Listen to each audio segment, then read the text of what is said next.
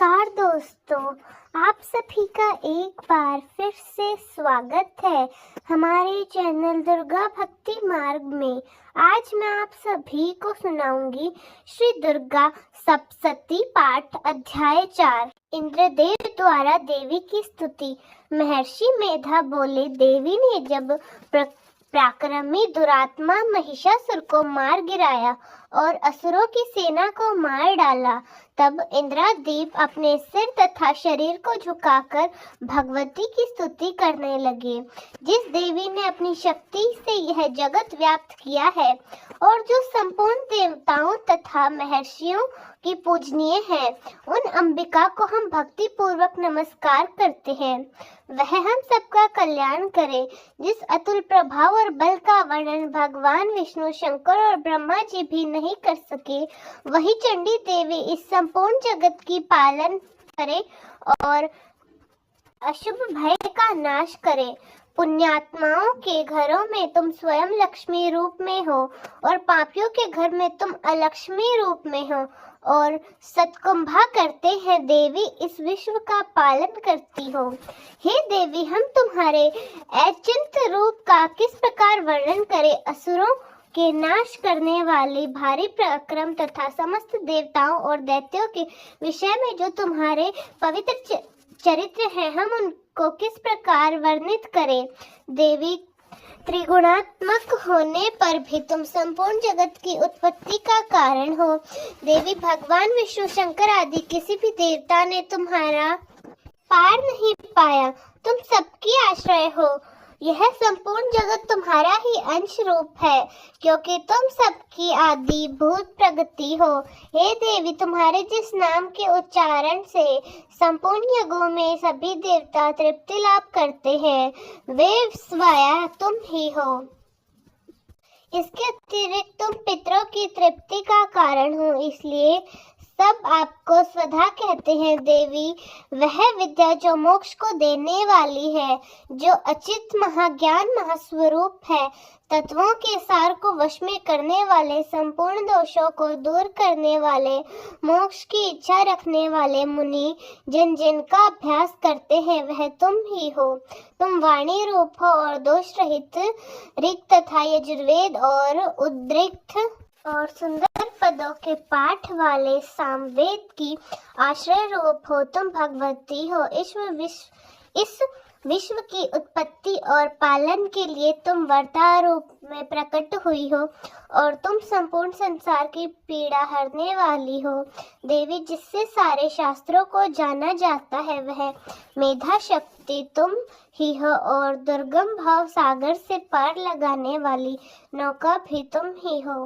लक्ष्मी रूप से विष्णु भगवान के हृदय में वास करने वाली और भगवान महादेव द्वारा सम्मानित गौरी देवी तुम ही हो। मंद मुस्काने वाले निर्मल पूर्ण चंद्रबिंब के समान और उत्तम स्वर्ण की मनोहर कांति से कमनीय तुम्हारे मुख को देखकर भी महिषासुर क्रोध में भर गया। बड़े आश्चर्य की बात है।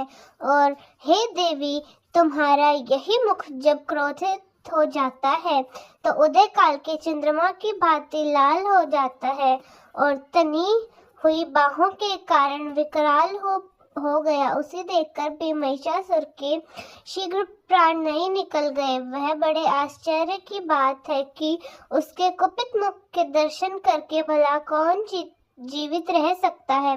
देवी, तुम हमारे कल्याण के लिए प्रसन्न हो।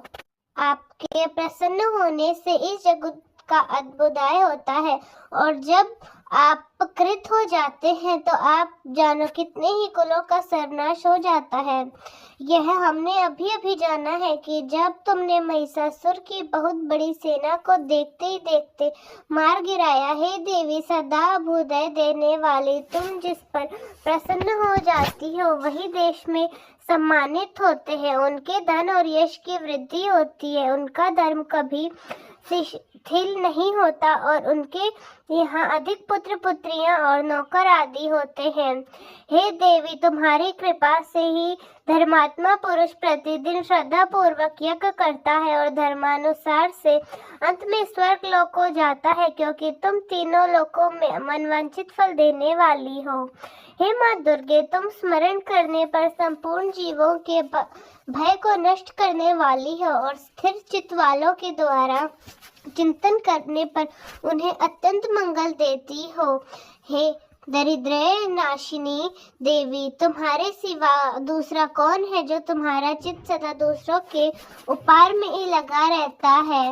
हे देवी, तुम शत्रुओं को इसलिए मारती हो कि उनके मरने से दूसरों को सुख मिलता है। वे चाहे नरक में जाने के लिए चिरकाल तक पाप करते हैं, किंतु तुम्हारे साथ युद्ध करके सीधे स्वर्ग को जाए, इसलिए तुम उनका वध करती हो। हे देवी, क्या तुम दृष्टिपात मात्र से समस्त असुरों को भस्म नहीं कर सकती? अवश्य ही कर सकती थी, किंतु तुम्हारे शत्रुओं को शस्त्रों द्वारा मारना इसलिए था क्योंकि शत्रुओं के द्वारा मारकर भी वे स्वर्ग को जाए। इस तरह से हे देवी, उन शत्रुओं के प्रति भी तुम्हारा विचार उत्तम है। हे देवी, तुम्हारे उग्र खटक की चमक से और त्रिशूल की नोक की कांति की किरणों से असुरों की आंख फूट नहीं गई।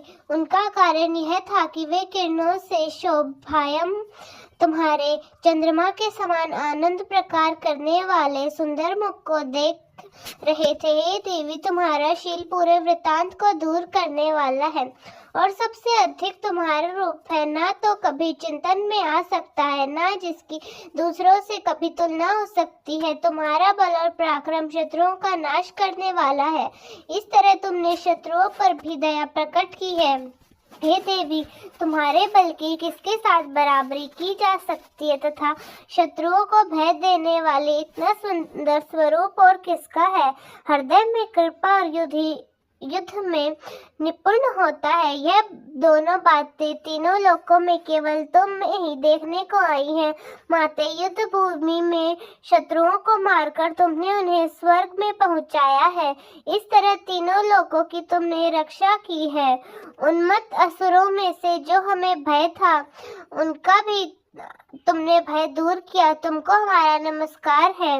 हे देवी, तुम शूल तथा खड़ग से हमारी रक्षा करो तथा घंटे की ध्वनि और धनुष की टंकार से भी हमारी रक्षा करो। चंडके, आप अपने शूल को घुमाकर पूर्व, पश्चिम, उत्तर तथा दक्षिण दिशा में हमारी रक्षा करो। तीनों लोकों में जो तुम्हें सौम्य रूप में है और घोर रूप में है, उनसे हमारी रक्षा करो तथा इस पृथ्वी की रक्षा करो।